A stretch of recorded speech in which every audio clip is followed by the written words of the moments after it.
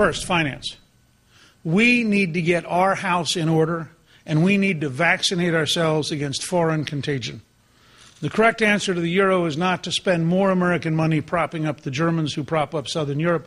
The correct answer is to figure out how we seal our banks off, how we make sure we protect ourselves, and then say to the Europeans, you have a problem, and you need to solve it.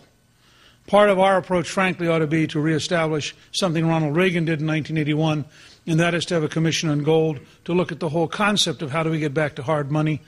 But I think it's very important for us to understand in finance that the entire contraption that has been built up over the last 30 or 40 years has so much paper in it, so much debt, so much leverage, that we probably have a 15 or 20-year period of working our way out of it. And yet, the alternative is to get sicker and sicker and sicker. So that's part one.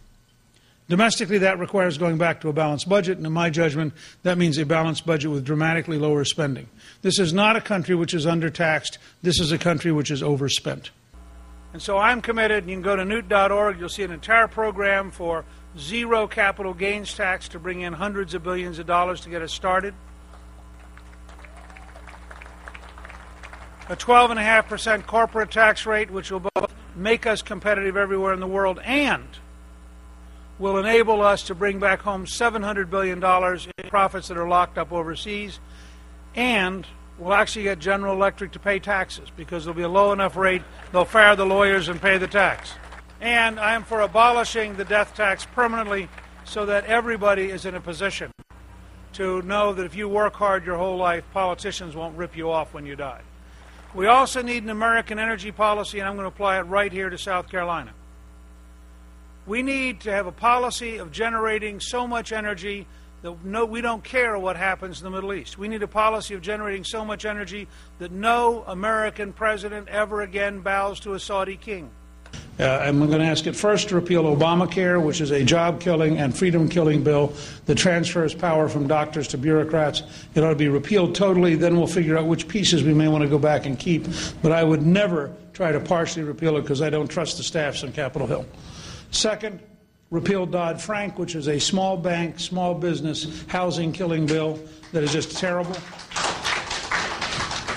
Third, repeal Sarbanes-Oxley, which is all paperwork and no product, and is a further crippled American business. We live on a planet where we are told we have to be open to everyone, while the Saudis allow no Christian and no Jew to worship in their country. And we tolerate it. The State Department just held a meeting of the Organization of Islamic Countries to talk about censoring America. So you have to find this new balance. You can, on the one hand, not follow the left into appeasing the planet by giving up being American. On the other hand, you cannot hide from the world in order to preserve our uniqueness. And therefore, we have to go back to what Jefferson said. Jefferson was launching an empire of liberty. Jefferson believed that we had to be a model for the planet.